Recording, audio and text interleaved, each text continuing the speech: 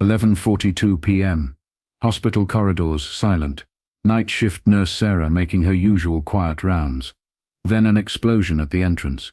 Screams. Chaos. And in that moment, a Sarah no one recognized emerged. Her movement. Her stance. The cold analysis in her eyes. Who was this woman really? From which city in the world are you watching this video today? If this story captivates you, subscribe to Hidden Lives for more untold stories of those living double lives. St. Mary's General Hospital stood like a beacon in downtown Chicago, its 40-story glass facade reflecting the city lights into the late autumn night. Inside, the familiar rhythm of a major metropolitan hospital continued around the clock. The soft beeping of monitors, the whispered conversations of medical staff, the occasional rush of emergency responders bringing in critical cases. On the 7th floor, the cardiac intensive care unit hummed with quiet efficiency. This was where the most critical heart patients fought for their lives, where split-second decisions meant the difference between recovery and tragedy, where only the most skilled and composed medical professionals were trusted to work. Sarah Mitchell moved through the CICU with the silent grace that had become her trademark over 5 years of night shifts. 30 years old, tall and athletic, with blonde hair pulled back in a regulation ponytail and piercing blue eyes that missed nothing, she embodied the ideal of professional nursing competence. Her movements were economical, precise, never wasted. Her voice, when she spoke at all, was calm and measured. Room 704 needs his pain medication, she noted quietly to Dr. Rodriguez, the attending physician making his late-night rounds. Vitals remain stable, but he's showing signs of discomfort. Dr. Rodriguez nodded, accustomed to Sarah's clinical precision. In 5 years, he had never seen her flustered, never witnessed her make an error, never heard her raise her voice. She was, quite simply, the most reliable nurse on staff. Thank you, Sarah. What about Mrs. Patterson in 708? Responding well to the new medication regimen. Blood pressure normalized 3 hours ago. Family should be here tomorrow for the consultation. It was typical of their interactions. Sarah providing exactly the information needed. Nothing more, nothing less. No small talk, no personal details, no unnecessary conversation. Some of the younger staff found her intimidating, but the doctors appreciated her efficiency. What none of them knew was that Sarah's economy of speech and movement came from years of training, where unnecessary words could mean death, where wasted motion could compromise an entire operation, where calm under pressure wasn't just a professional asset, but a survival skill. As Dr. Rodriguez continued his rounds, Sarah returned to her station at the nurse's desk. The night supervisor, Maria Santos, looked up from her paperwork with a tired smile. Quiet night so far, Maria observed. How are you holding up? I know these double shifts can be brutal. I'm fine, Sarah replied, settling into her chair to update patient charts. The extra coverage helps the unit. It was true that Sarah often worked additional shifts, stepping in when other nurses called in sick, or when the unit was short-staffed. What her colleagues didn't realize was that the long hours served another purpose. They kept her mind occupied, prevented her from dwelling on memories she preferred to forget. The truth was that Sarah Mitchell had difficulty with inactivity. 5 years of civilian life hadn't quite erased the hypervigilance that had kept her alive through 3 combat deployments in Afghanistan and Iraq. The controlled chaos of a hospital ICU was one of the few environments where her particular set of skills felt useful, rather than burdensome. Sarah called out Jennifer Walsh, a younger nurse working her 2nd year in the CICU. Can you help me with Mr. Chen in 712? His family is asking about visiting hours again. Sarah nodded, and followed Jennifer down the hallway. Room 712 housed a 68-year-old man, recovering from emergency cardiac surgery. His family, wife, 2 adult children, and several grandchildren, had been maintaining a vigil since his admission 4 days earlier. Mrs. Chen, Sarah addressed the patient's wife with professional courtesy. I understand you have questions about visiting procedures. Mrs. Chen, a small woman in her 60s with worried eyes, nodded eagerly. My daughter flew in from California. She wants to stay overnight, but the younger nurse said only 2 visitors at a time. Sarah glanced at the patient's chart, then at the family gathered in the small room. Standard protocol did limit visitors, but she also understood the healing power of family presence during critical recovery periods.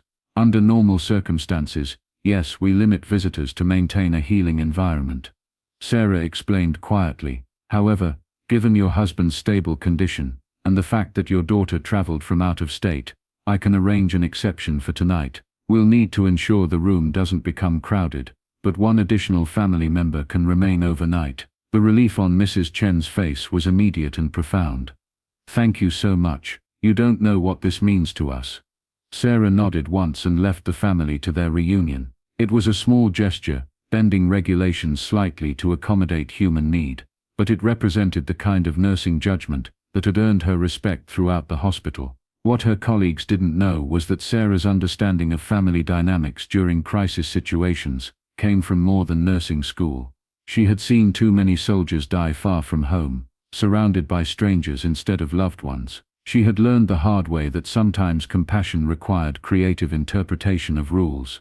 Returning to the nurses' station, she found Maria coordinating with security about a disturbance in the emergency department. Hospital security dealing with an intoxicated patient who had become aggressive with staff. Everything under control? Sarah asked, her attention automatically sharpening at the mention of security issues. Yeah, just the usual Friday night excitement downstairs, Maria replied. Makes me glad we're up here in the quiet zone. Sarah nodded, though her mind had unconsciously begun cataloguing details. Security protocols, response times, communication procedures, information that might be useful if the situation escalated beyond what the hospital's standard security could handle. But it was just a drunk patient causing trouble. Nothing that required her particular expertise. At 11:30 p.m., Sarah began her routine rounds, checking on each patient personally despite having reviewed their status electronically minutes earlier. Physical presence, direct observation, human connection, these elements of patient care couldn't be replaced by technology, no matter how sophisticated the monitoring equipment became. Room 704, Mr. Williams, post-surgical day 3, sleeping peacefully after his pain medication. His wife dozed in the bedside chair, her hand resting on his arm. Sarah adjusted his blanket slightly, and moved on. Room 706, Mrs. Thompson, admitted with chest pain, that had turned out to be severe anxiety, rather than cardiac issues. Awake and restless, worried about her job, her family, her future. Sarah spent 5 minutes providing reassurance about her test results and recovery timeline. Room 708, Mrs. Patterson, the patient Dr. Rodriguez had asked about earlier. Stable vital signs, responding well to treatment, family coming tomorrow. Sarah made a mental note to ensure the day shift was prepared for what would likely be an emotional consultation. As she continued her rounds, Sarah maintained the awareness that had become second nature over years of military service. Exit locations, potential threats, unusual sounds, or activities. Not because she expected trouble in a hospital ICU, but because some habits die hard. At 11:42 p.m., she was completing her notes on Mr. Johnson in room 715, when the explosion shattered the night quiet. The blast came from the direction of the main entrance, 7 floors below, but the building's structure carried the sound upward like a gunshot in a canyon. Sarah's body reacted before her conscious mind processed what had happened. Dropping low, scanning for cover, mentally mapping escape routes. Around her, the normal sounds of the hospital continued for perhaps 3 seconds before chaos erupted. Alarms began blaring, emergency lighting activated, and panicked voices filled the corridors as staff and patients tried to understand what was happening. Sarah's transformation was instantaneous and complete. The gentle nurse vanished, replaced by Colonel Sarah Mitchell, former U.S. Army Medical Corps, veteran of multiple combat deployments, expert in battlefield medicine and tactical operations. Her mind shifted into the analytical mode that had kept her alive through 3 tours in active war zones. Assessment: explosion, probable breach of building security, unknown number of threats, civilian population requiring protection. Primary objective: secure the unit and protect patients who couldn't be evacuated. She moved to the nurses' station where Maria was frantically trying to reach hospital security on the phone. Maria, listen to me carefully. Lock down the unit immediately. Secure all entry points. Move mobile patients away from windows and doors. The authority in Sarah's voice was unmistakable, completely different from her usual quiet demeanor. Maria looked up, startled by the transformation. Sarah, what's happening? Was that an explosion? Should we evacuate? Not yet. Evacuation might expose patients to greater danger. First, we secure this floor. Sarah moved with military precision, her training overriding 5 years of civilian protocols. She checked the unit's security doors, verified that the elevator had automatically locked down, and assessed defensive positions within the CICU. Through the unit's windows, she could see emergency vehicles converging on the hospital's main entrance. Police cars, fire trucks, ambulances, but also vehicles that didn't look like standard emergency response. Dark SUVs with government plates, tactical teams that moved with coordination suggesting federal involvement. This wasn't a gas leak or electrical fire. This was deliberate. Her secure phone, a device that looked like a standard smartphone, but connected to encrypted networks most people didn't know existed, buzzed with an incoming message. Sarah glanced at it, her blood running cold. Phoenix Protocol activated. Hostile elements targeting medical facilities. Maintain cover but prepare for engagement if necessary. Phoenix Protocol.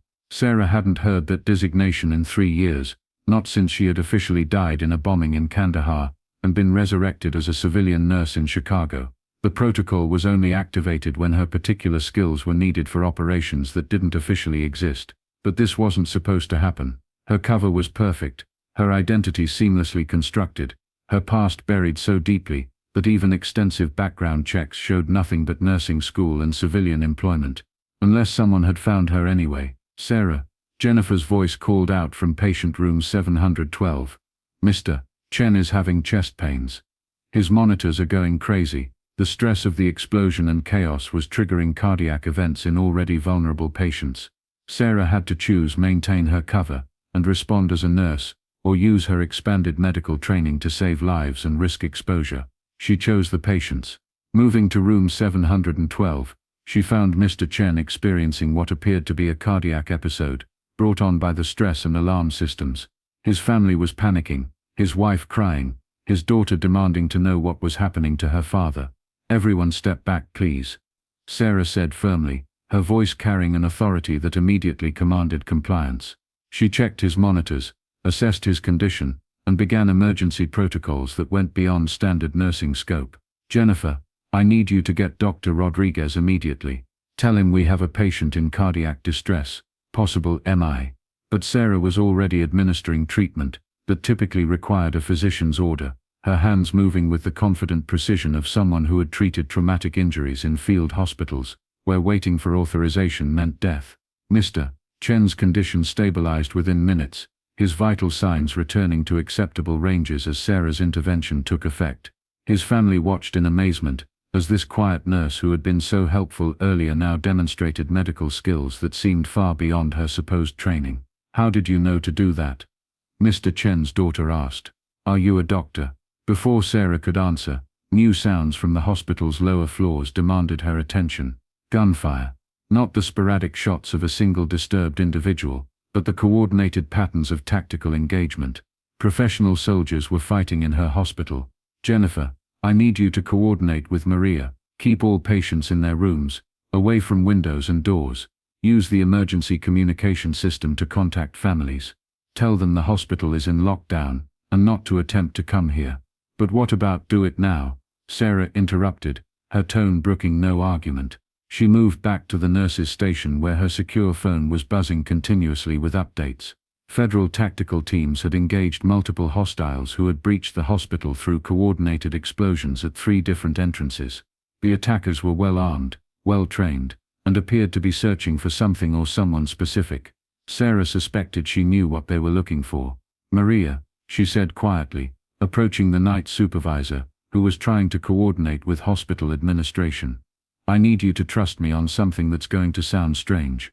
Maria looked up, her face pale with stress and confusion. Sarah, what's happening down there? Are we safe up here? Not if they find what they're looking for. I need you to implement a code black lockdown. Seal this entire unit. No one in or out without authorization that I personally verify. Sarah, you're a nurse, not security. You can't authorize. Tonight I can. Something in Sarah's voice, in the cold certainty of her blue eyes, made Maria hesitate. In 5 years of working together, she had never seen this side of her colleague. The quiet, reliable nurse had been replaced by someone who radiated command presence and tactical awareness. Who are you?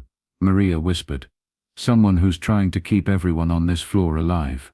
The elevator chimed, indicating that someone had overridden the emergency lockdown and was coming up to the 7th floor. Sarah's hand instinctively moved to her bag, where items that weren't standard nursing supplies waited for situations exactly like this. The elevator doors opened to reveal 6 figures in tactical gear, moving with the coordinated precision of military operators.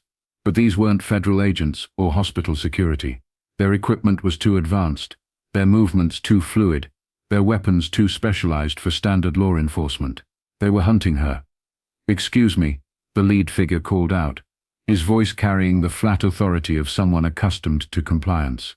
"We're federal agents investigating a security breach. We need to search this floor for potential threats."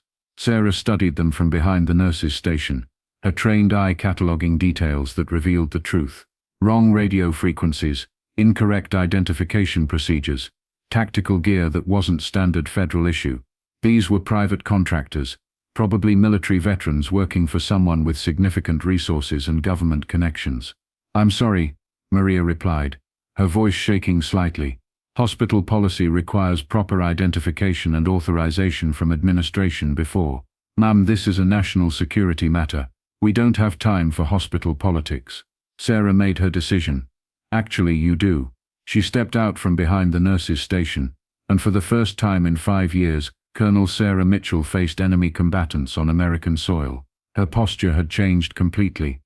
No longer the quiet nurse but a military officer, accustomed to command in life-or-death situations. The lead contractor's eyes widened slightly as he recognized something in her stance, her bearing, the cold assessment in her blue eyes. "Ma'am, I'm going to need you to step aside. We have authorization to search this facility for a person of interest." "Let me see that authorization." "Ma'am," I said, "let me see it." Now, the authority in Sarah's voice was unmistakable, carrying the weight of someone who had commanded soldiers in combat zones. Several of the contractors exchanged glances, recognizing a fellow warrior despite her civilian clothes. "Sarah," Maria whispered urgently. "What are you doing?" "My job." The lead contractor reached for his radio, speaking in coded language that confirmed Sarah's suspicions. These weren't federal agents. They were private military contractors working for someone who wanted her found and eliminated quietly. "Target confirmed. 7th floor CICU. Requesting immediate backup for extraction." Sarah smiled grimly. "You might want to reconsider that request." "Ma'am, you need to come with us. There are people who want to talk to you about your service record." "My service record was buried with me in Afghanistan 3 years ago, along with a lot of other things that people in Washington would prefer to forget." The standoff stretched for precious seconds while patients and hospital staff watched in growing confusion and terror. Around them, the normal sounds of the ICU monitors beeping, ventilators cycling, the quiet hum of life support equipment, continued as if the world hadn't suddenly become lethal. "Last chance," the contractor said, his hand moving toward his weapon. "Come voluntarily, or we do this the hard way." Sarah's response was swift and devastating. Her transformation from nurse to soldier was complete and terrifying. She moved with the fluid precision that had made her legendary within special operations medical units, disarming and incapacitating the lead contractor before his team could react. The brief engagement that followed lasted less than 30 seconds but transformed the hospital corridor into a tactical battlefield. Sarah used her intimate knowledge of the hospital's layout, her understanding of cover and concealment, and skills honed through multiple combat deployments to systematically neutralize threats while protecting the patients and staff around her. When the shooting stopped, 6 highly trained military contractors lay unconscious or restrained throughout the CICU. Not one patient had been harmed, not one piece of life-saving equipment damaged. Sarah stood in the center of the corridor, no longer making any pretense of being just a nurse. Her blonde hair had come loose from its ponytail, her scrubs were torn, and her blue eyes carried the cold focus of someone who had just fought for her life and won. Maria stared at her in shock and disbelief. "Sarah, who are you?" Before she could answer, new voices echoed from the stairwell. Federal agents, real ones this time, with proper identification and authorization. Among them a voice Sarah recognized with a mixture of relief and resignation. "Colonel Mitchell, this is Director Harrison. We're coming up." Director Harrison of the Defense Intelligence Agency, Sarah's former commanding officer, and the person responsible for her official death and civilian resurrection 3 years earlier. It's clear up here, Sarah responded, using her secure phone. 6 contractors neutralized, no civilian casualties. But we have a problem. What kind of problem? Someone with significant resources and intelligence access found me. This wasn't a random search. They knew exactly where to look and had detailed information about Phoenix Protocol operations. Harrison's team emerged from the stairwell, moving with the professional competence of legitimate federal agents. Harrison himself was a tall, silver-haired man in his 50s, who had spent 30 years managing the military's most classified operations. "Colonel," he said formally, then noticed the shocked hospital staff watching the reunion. "Or should I say Nurse Mitchell, Director, I assume this means my vacation is over." Harrison surveyed the scene and unconscious contractors, terrified but unharmed medical staff, critical care patients who had been protected throughout the engagement. His expression showed grudging admiration. 3 years of civilian life and you haven't lost a step, though I suspect your cover is somewhat compromised at this point. Sarah looked around at her colleagues, people she had worked alongside for 5 years, people who had trusted the gentle nurse who never spoke about her past. Their faces showed confusion, fear, and the beginning of understanding that they had never really known her at all. "Maria," she said quietly, addressing the night supervisor who had been frozen in shock throughout the engagement. "I'm sorry you had to see this, but I want you to know that everything I did as your colleague, every patient I cared for, every life I helped save, that was real. That wasn't pretense." Maria nodded slowly, still struggling to process what she had witnessed. "The way you moved, the things you knew how to do, how long have you been what you really are?" 15 years active military service, including 3 combat deployments as a medical officer in special operations units. Officially killed in action in Afghanistan, unofficially transferred to civilian cover for national security purposes. And tonight, my past caught up with me. Director Harrison checked his watch. "Colonel, we need to debrief and relocate you immediately. Whoever hired these contractors knows your location, and will likely try again with better intelligence and more resources." Sarah nodded, understanding the implications. Her carefully constructed civilian life was over. The quiet nurse who had found satisfaction in helping patients heal, was being called back to a world where healing often came at the cost of violence. "I need 5 minutes," she said firmly. "Colonel, 5 minutes to secure my patients and brief my replacement. These people trusted me with their lives, and I won't abandon them without ensuring continuity of care." Harrison nodded reluctantly. 5 minutes. Then we leave. Sarah moved through the CICU one final time, not as a soldier preparing for extraction, but as a nurse ensuring her patients would be properly cared for in her absence. She updated charts, left detailed notes for the day shift, and spoke quietly with Maria about specific patient needs and family situations. In room 712, Mr. Chen was resting comfortably, his cardiac episode resolved, his family gathered around his bedside. His daughter looked up as Sarah approached. "Is everything going to be all right? What happened out there?" "Everything is under control," Sarah assured her. "Your father is stable and responding well to treatment. The day shift will take excellent care of him." Mrs. Chen reached out and grasped Sarah's hand. "Thank you for everything you've done for our family. You've been such a blessing." Sarah squeezed the elderly woman's hand gently. "Take care of each other. That's the most important medicine there is." As she prepared to leave the unit that had been her sanctuary for 5 years, Sarah paused at the nurse's station where Maria was completing incident reports that would somehow have to explain the evening's events without revealing classified information. "Maria, I want you to know that working with you, caring for these patients, being part of this team, it meant everything to me. More than you could possibly understand. Will we see you again? I don't know. But if you ever hear stories about a nurse who did impossible things to protect her patients, you'll know they're probably true." Director Harrison appeared at her side. "Time to go, Colonel." Sarah Mitchell, former Army colonel and current ICU nurse, took one last look at the place where she had found peace after war, purpose after loss, healing after trauma. Then she walked away with the federal agents, leaving behind the quiet life she had built in favor of the dangerous world that had reclaimed her. In the corridor, the unconscious contractors were being processed by Harrison's team. Sarah paused beside their leader, the man who had demanded she surrender. When he wakes up, she told Harrison, make sure he understands that I wasn't hiding from anything. I was just taking a break from being the kind of person the world needed me to be. And now the world apparently needs me to be that person again. As they reached the stairwell, Maria called out from the nurse's station, Sarah, will you be all right? Sarah turned back, and for a moment the cold tactical operator gave way to the gentle nurse her colleagues had known and trusted. I'll be fine, Maria. I always am. The truth was more complicated than that simple assurance suggested. Sarah had found genuine peace in her civilian life, real satisfaction in healing, rather than fighting, authentic connections with colleagues who knew nothing of her military past. But the world had found her anyway, dragging her back into conflicts that couldn't be resolved with patience and compassion, situations that required the lethal skills she had hoped never to use again. As they descended the stairwell, Harrison briefed her on the situation. The contractors were hired by a private security firm with connections to several defense contractors who were involved in the Afghanistan operations you participated in during your last deployment. Someone's cleaning house. Someone's trying to eliminate witnesses to events that officially never happened. Your fake death in Afghanistan was meant to protect you, but it also made you a loose end that certain people would prefer to tie off permanently.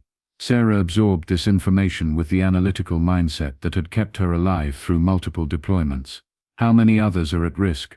At least 6 other Phoenix Protocol operatives have been targeted in the past month. 2 are confirmed dead, 1 is missing, 3 are in protective custody. And me, you were the hardest to find because your cover was so complete. The quiet nurse identity was perfect camouflage. But someone with significant intelligence resources eventually tracked you down. They reached the ground floor, where the hospital's main entrance showed the damage from the evening's explosive breach. Emergency responders were treating minor injuries from debris and helping evacuate patients from the lower floors as a precautionary measure. Colonel, Harrison said, as they reached the secure vehicles waiting outside, I need to ask you something, and I need a completely honest answer. Go ahead, are you ready to be that person again? The operations we're dealing with now make your previous deployments look routine. The people hunting Phoenix Protocol operatives have resources, connections and motivation that put them on par with hostile nation-states. Sarah looked back at St. Mary's General Hospital, where for 5 years she had found purpose in healing rather than fighting, where she had been valued for her gentleness rather than her lethality, where she had built a life that had meaning beyond conflict and violence. 5 years ago, I was the best tactical medic in the special operations community, she said quietly.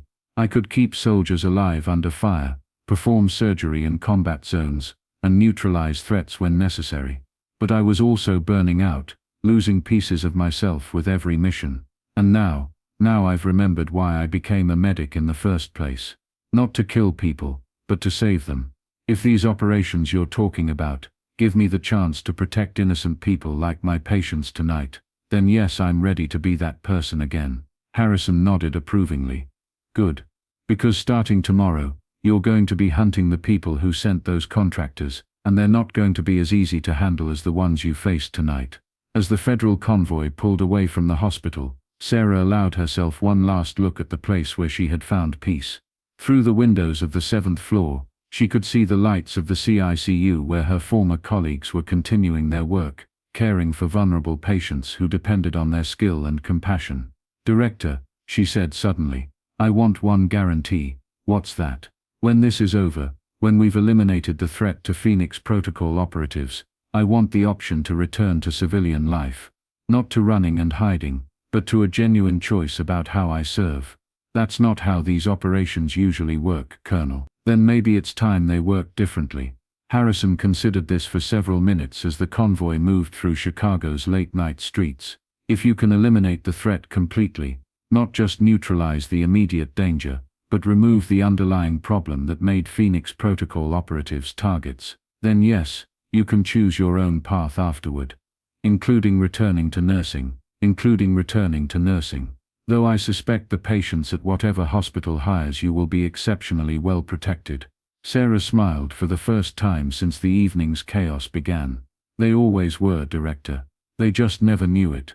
The convoy disappeared into the Chicago night, carrying away the woman who had been both Colonel Sarah Mitchell and Nurse Sarah Mitchell, who had learned to heal in war zones and fight in hospitals, who had found her way back to the fundamental truth that had always driven her. Sometimes the most important battles are fought not to destroy enemies, but to protect the innocent.